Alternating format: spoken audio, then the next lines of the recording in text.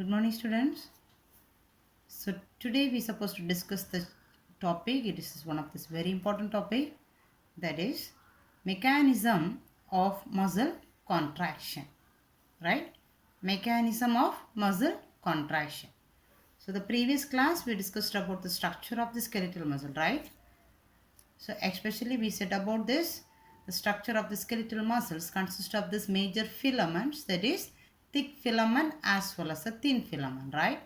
And this consists of this major proteins. The thick filament consists of protein myosin as well as the thin filament consists of the protein actin. So this is the things we have discussed already in the previous class, right? And this class we have to explain how these proteins contract each other and how this muscle contraction is generated, right? So for this, many scientists have given their own views, but one of the most accepting muscle contraction theory is sliding filament theory. So the most accepted theory for muscle contraction is sliding filament theory, which is published in the year 1954 by two persons. One is Huxley, another one Rolf Nader-Jack. So these two persons has released this, a sliding filament theory, right? So how this muscle contract, how the force is created. So those things will be explained in this theory, right? So here a few terms we have to understand. The first one is muscle tension. So here muscle tension in the sense the force which is created by the muscle is known as muscle tension, right? So muscle tension means the force which is created by muscle is known as muscle tension, right? And what do you mean? So during this contraction process, the contraction as well as the relaxation both happens, right? So what do you mean contraction? The creation of this tension is known as contraction, whereas this relaxation means release of tension. So this tension or force, muscle force only we said is a tension. So this creation of this muscle force is known as contraction, whereas relaxation is known as release of tension, right? So now let us discuss how this muscle contractions happens and how it begins and of course how it ends, right? So before we move to the topic, of course, anyhow, once we can go through this structure of this skeletal muscle, especially the unit of the skeletal muscle. So as we said, this consists of these two filaments, the thick filament as well as the thin filament, right? So thick filament consists of the protein myosin, whereas this thin filament consists of the protein, it is actin, right? And in the center there is this where this density is less. In the center of this muscle fiber is known as M line. So where this I band is absent, but this myosin filament continues, right? So this segment is known as Z zone, okay? And so we could say here this this myosin filament is bisected by this H zone, right? And at the end, again this end of this unit, it consists of this Z disc. So Z disc is the disc which is bisecting this actin filament. So actually this segment will be repeated. So this segment, the same segment will be repeated here. The same segment will be repeated this side. So throughout the length of this muscle fiber, so these segments will be repeated, right? So this one segment or one unit, it's a structural and functional unit of this muscle, right? So this unit, it commences from one Z disc and it ends with this another Z disc. So this part we could say as one sarcomere. So sarcomere is the structural and functional unit of this muscle. So in this place only. So throughout this length of this muscle fiber, this thousands of sarcomeres will be there, right? So everything may function at a time. So now, but here we have to say how one sarcomere functions. As it is, this every sarcomere functions during this muscle contraction. See? So let us see how this muscle contractions begins and it happens, right? Okay. So this is a simple diagram for this muscle contraction actually. So as we said, this is an actin filament and this is a myosin filament. So this is thin filament and this is a thick filament. So this filament will be there at the length of this fiber, right? So now we are going to discuss about this one sarcomere, this filaments which is present in one sarcomere, right? And in one unit. Okay. So here listen. So how this muscle contraction begins? So since it is a skeletal muscle, it functions as per this control of this central nervous system, right? So unless there is a signal from the central nervous system, the muscle cannot contract. So the first process, the muscle has to receive the signal from the central nervous system, right? So the neuron is this a transmitter of this signal which is coming from the brain to the muscle is known as motor neuron, right? So this neuron which is coming from brain to the muscle, which is bringing the signal from the brain to the muscle is known as motor neuron. Whereas the neurons which is collecting the information from the sense organ to the brain is known as a sensory neuron, right? The sensory neuron will relay the informations from the sense organ to the brain. And as per that, the command will be given for the skeletal muscles to function, right? So the motor neurons will bring this information from the brain to the muscles, right? Okay. So now this is the motor neuron we can consider, right? So this is bringing the signal from the central nervous system, CNS, right? So this will be in the form of this action potential. So this will be as action potential, right? So this is bringing in action potential there at this electricity. So this will attach in this sarcolemma. So sarcolemma is like a plasma membrane of this muscle. Okay. So this the sarcomere, if you can see, it is covered the sarcolemma, that is like a plasma membrane, right? So the junction between this motor neuron and the sarcolemma is known as neuromuscular junction. Since it is present between the neuron and the muscle, it is known as neuromuscular junction, right? So when it is bringing this information here, when this action potential is passed here, in this neuromuscular junction, one neurotransmitter will be synthesized.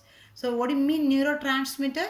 The neurotransmitter is going to transmit the signal inside this, this sarcomere, right? So that neurotransmitter is known as acetylcholine, right?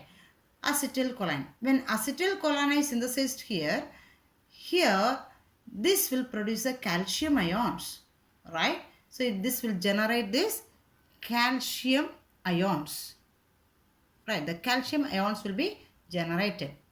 So actually when this acetylcholine is created or synthesized in this junction, so this will open this multiple gated channels from the sarcolemma.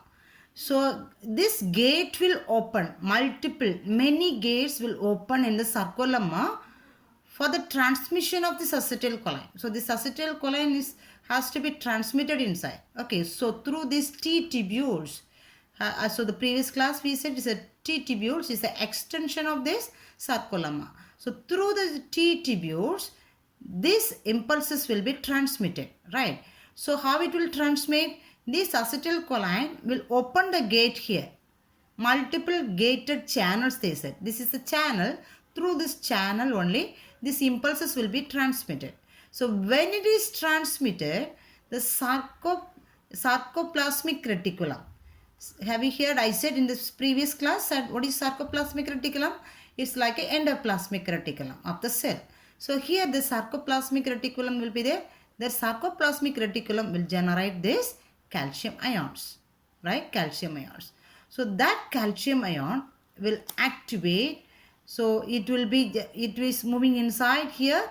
Then this calcium ion only going to start this binding of this myosin as well as this actin, right? So now let us see how it begins and how it is going to attach each other, right? So for this calcium ions which is released from here will attach on this troponin. So actually this thin filament consists of this additional proteins, that is tropomyosin as well as a troponin, right? So this released calcium ions will form and come and attached on this troponin, right? So when it attached on this tropomyosin will uncover this myosin binding sites. Actually this is a actin filament. So this consists where this myosin has to come and bind, right? So myosin is the next filament, right? So in here only this myosin has to come and bind. So the site where the myosin is going to bind is known as myosin binding site. So for example we can say it is myosin binding site. So myosin binding site. At this site only this myosin has to bind. So this tropomyosin will uncover. Uncover in the sense it will make it open. Exposure for myosin filaments. That's why it is known as it will uncover these myosin binding sites. Okay. So now this is ready for the attachment. And what happens there in this again in the myosin filament? So the myosin filaments consist of this monomeric unit. So that consists of the head as well as the tail region. So that we said in this yesterday's class, right? So this two heads will be there plus the tail region will be there. And the head consists of the two sides. One is actin binding site. So this is a site we could say like this myosin binding site. Here actin binding site will be there. So this actin binding site and the myosin binding site will attach each other, right? So how this process begins? So here this need this energy, right? So it requires the energy. So that energy will be provided by this hydrolysis of this ATP. So this ATP will be hydrolyzed into ADP plus PI. That time the energy will be, so the ATP will be converted into ADP plus PI, phosphoric acid. So, right. So when it is cleaved as a ADP plus PI, the energy will be released. So that energy will, divert this head of this actin filament, myosin filament, to move towards this, actin. So at this side, this will bind. So now this will move towards this one, right? It will move towards this one. Because of this ADP plus PA, it is releasing this energy and it can attach. So now there is this, bridge is formed between this. This is actin filament, this is myosin filament, right? So now since it is attached to each other, so it is forming like a bridge. So this bridge is known as, this bridge. It is forming. That is known as cross bridge. Cross bridge. Okay, so this cross bridge is formed. So now this is a actin, this is a myosin. So actin is a protein and myosin is a protein. That's why, and with this site is known as actomyosin. This is known as actomyosin.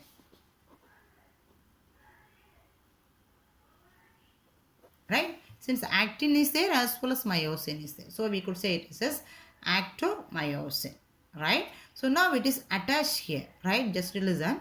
It is attached here. Then what happens at next? So now this is in this 90 degrees Celsius we could imagine. So it is in the straight, like a straight.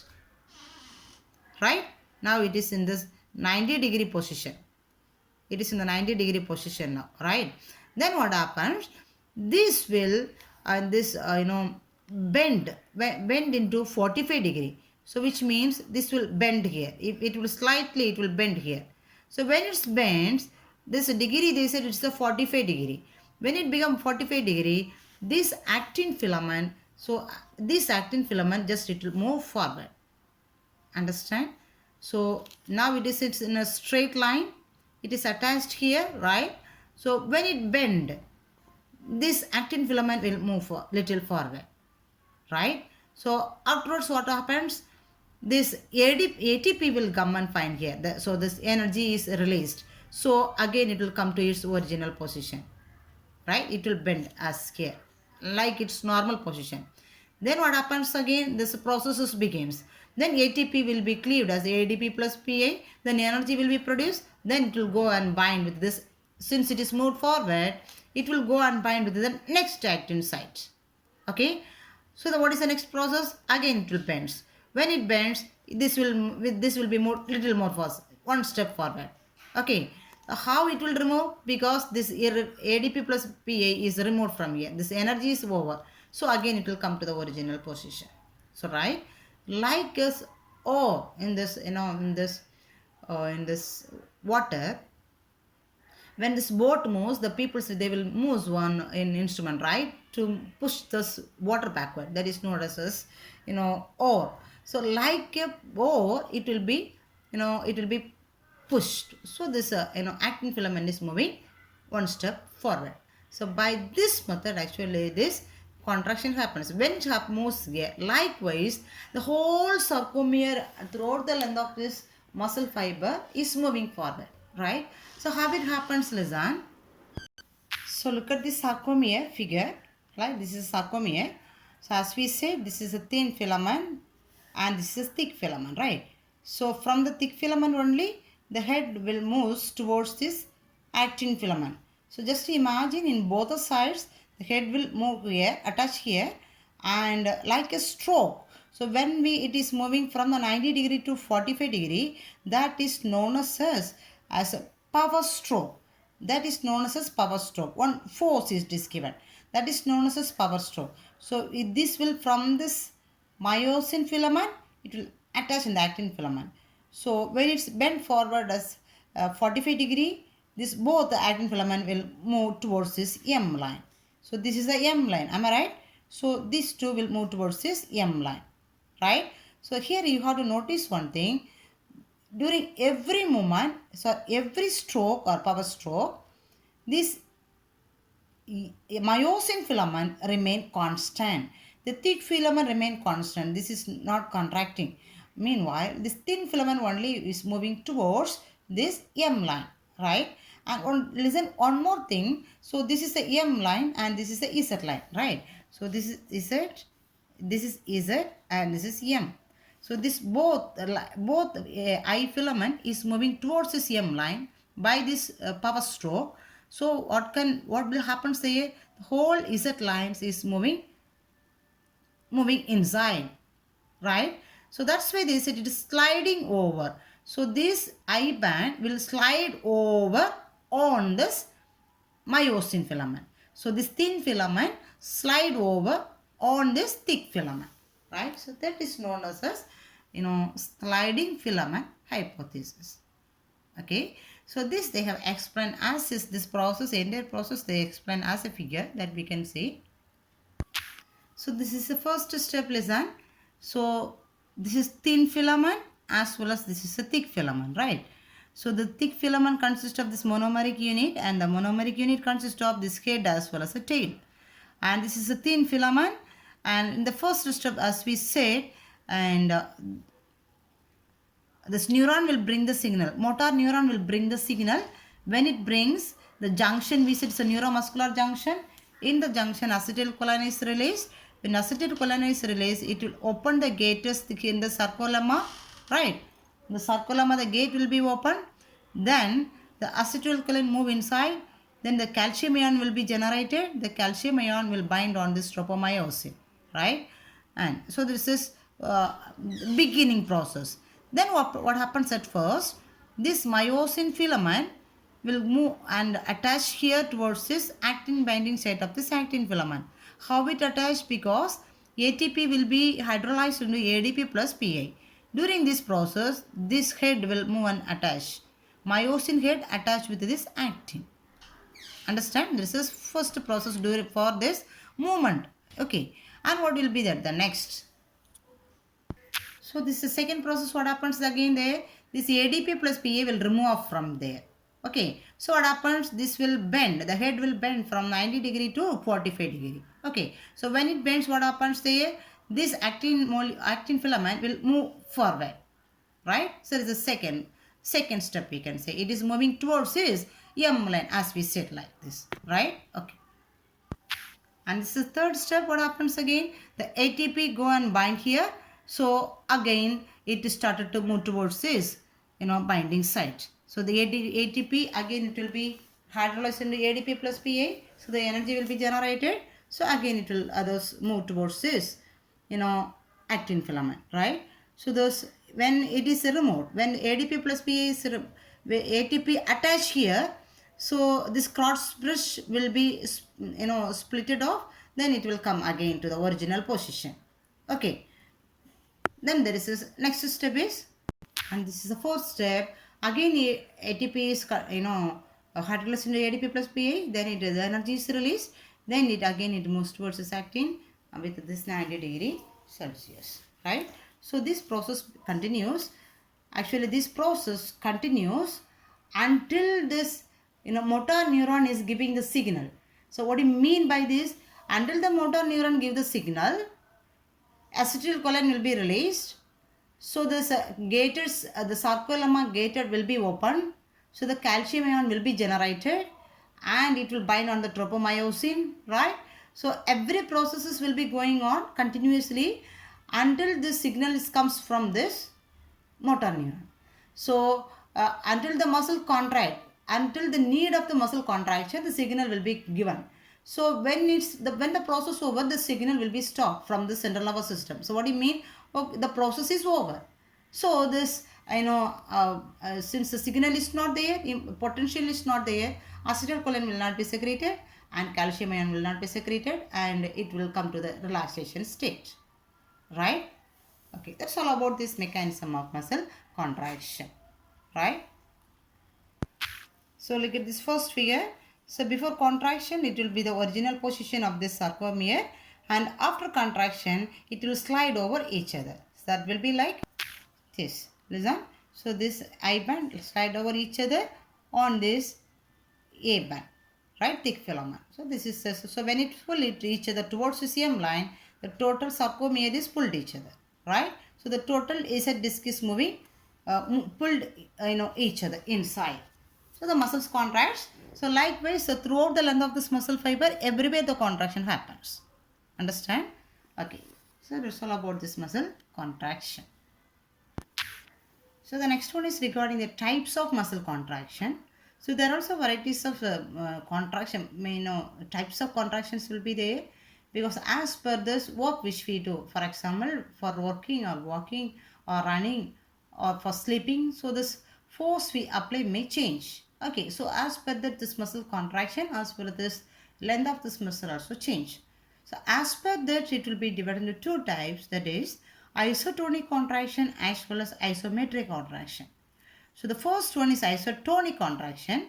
Here example, if you say, when they lift any heavy weight, they are lifting it. So when they lift this one, of course, the elbow has to bend. So that's why the biceps muscles which is present in the hand, those muscles will contract. Okay, but the force will be remain constant. So the force, there is no change in this force which they are applying there, right? So the tension don't change, but the muscle strength, the muscle length will shorten, right, when they lift any heavy weight, right? The second one is isometric contraction. Here just example, we could say they are they are holding this one heavy weight. They are not lifting it up. When we hold one heavy weight, of course this force we have to give until we hold this back, right? So that's why they said the force will change. So first it may be less, but when the time increase, we have to give heavy force there. But this muscle length do not change. Since we are not lifting it, the muscles the length remain constant. When we lift only, the muscles contract, those muscle length will change like isotonic contraction. But whereas in case of this isometric contraction, since it is not lifted, muscle length don't change at all, right? So there is this two types of contraction we could say. That is isotonic contraction as well as isometric contraction, right? That's all about this muscle contraction, right? So this is one of the last topic given in this chapter about this types of joints, which is belongs to this skeletal system. So a skeletal system, we know it consists of this several bones, 206 bones, and each bone is joined with each other by some joints. So if there is no joints, this movement will not be possible. It will be as a immobile, right? Since there is a joint is there between the legs, for everywhere in the finger, even everywhere there is a joint. So the 206 bones are joined with each other by a joints. Okay, so that is connected with each other by a joints. So these joints are three types. They have totally classified it into three. The first one is the fibrous joint. Okay, so fibrous joint, especially we could say it is present in this skull region. Actually it is that we could say it is a sutures. They say it's the name of this joint is a sutures. It is present in the skull. Actually it's an immobile joint. This is a joint only, but it is an immobile joint. Okay, so it is present in the skull, that we can say as fibrous joints. Okay, and the second joint is cartilaginous joint. Cartilaginous joints. Okay, so this joint is present in cartilaginous joint is present in this vertebral column, right? Vertebral column. So vertebral column backside backbone is there. So we could able to bend or be straight with the help of this flexibility of these joints only, right? But it is a joint is there. That's why we could able to bend. But it is a little movement only will be produced from here. Okay, not like as heavy movements. So slight movement only will be produced with this cartilaginous joints. Okay. And the last one is a synovial joint actually. The name is synovial joint. Synovial joint. But this synovial joint is present in this. It is a freely movable joint we could say. And it is separating this, and it is connecting these two bones, right, with this synovial joint. In this junction the synovial fluid will be there. Especially we can say it is the hinge joints in this in the palate region, as well as this plain joint here in the foot, and the ball and socket joints here in this hip region. So all these joints, shoulder region, it is a ball and socket joints. So in these joints we can say it is a synovial joint. Especially it consists of the synovial membrane and it consists of the synovial fluid. It is a highly movable or freely movable joints. So this is a three types of joints which is present in this our body. So this is helping for this movement of these bones, right? So that's all about this locomotion and movement chapter. So of course we can meet with this next chapter in this next class. Fine. Thank you.